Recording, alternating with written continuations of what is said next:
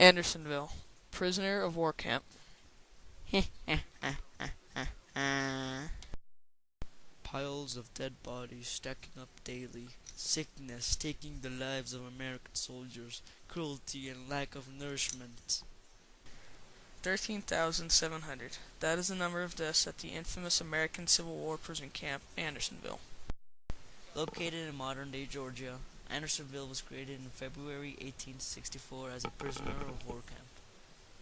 Governor Howell Cobb offered his land, and Confederate soldier Captain Sidney Winder was sent to scout an appropriate place for the camp to be built.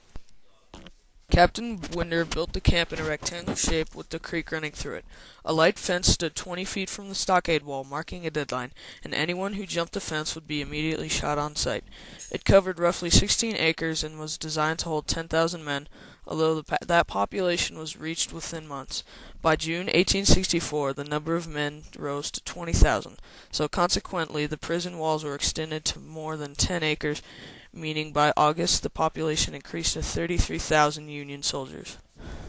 Nearly 30% of all of the Union soldiers who were captured were brought to Andersonville.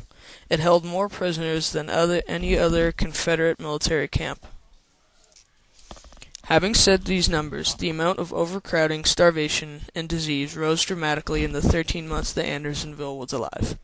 Only a quarter pound of cornmeal, a third pound of bacon, or a pound of beef was served daily to each prisoner. Although starvation wasn't the main cause of all deaths, more than 86% of the deaths were caused from dysentery and diarrhea. To stay safe and dry, prisoners used scraps to make shelter and clothing. Poor sanitation also affected the soldiers, as well as malnutrition. The prisoners held onto their scraps and stored their food and made small shops where prisoners sold and traded items and food. Andersonville also had a hospital, but it was small, had very scarce medical supplies, and was rarely used. Andersonville was terminated in August of 1865 because it was very cruel and the state marked it illegal. 460 of the dead bodies collected at Andersonville were marked unknown U.S. soldier. Surprisingly, out of the 45,000 people that were captured at this prison camp, 2 were women, most likely disguised as men serving in the military. There were many prison camps during the American Civil War, but Andersonville had gotten its reputation from its unthinkable living conditions. It had been a pioneer for the prisoner of war camps that were to come.